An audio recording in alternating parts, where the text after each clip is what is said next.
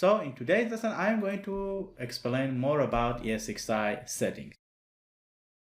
We'll type the correct IP address and we'll type the root and the password.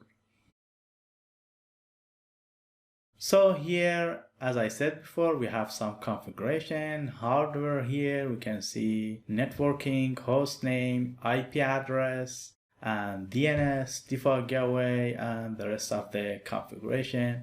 And here is the virtual networking. And here again, we have another great information that you can see them here, and they are very clear. And here we have the performance summary for CPU and memory.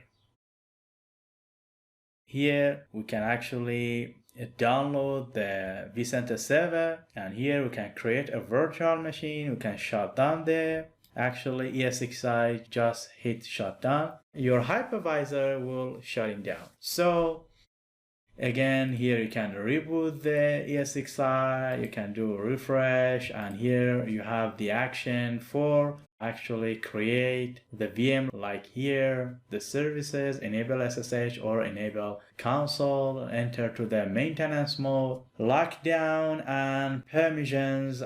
And here we have the system. We can actually see the advanced setting here, auto start the virtual machine. That means if you install a virtual machine and suddenly your ESXi lost the connectivity or power or whatever, that means whenever your ESXi boots again, it's going to actually start your virtual machine after, for example, 60 seconds or 120 seconds, as you can see here, which I'm going to talk about it later on. And here are the swap files. By default is enabled, and time. Here you can edit the time, or you can use, for example, your IP address of NTP server or public NTP server, which is network time protocol server, that you can set your ESXi time with these NTP servers. So again, here we have the hardware, the device. Actually, these are the drivers,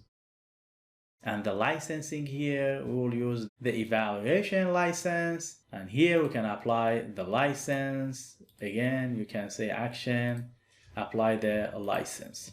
And here is the packages actually that we installed, or we can install update from a URL or a specified path.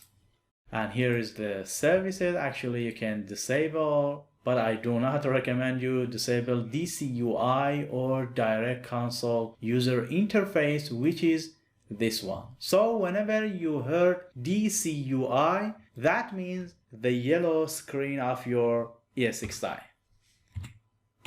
This one. So this is, you can stop it. Actually, you will only stop this screen, but again, you can browse your ESXi, but I don't recommend that you stop it. You can stop or start whatever services, something like here we can start SNMP. As you can see, it cannot be started, and I get the error. And here the security, here is the acceptance level. Here you can actually change the setting.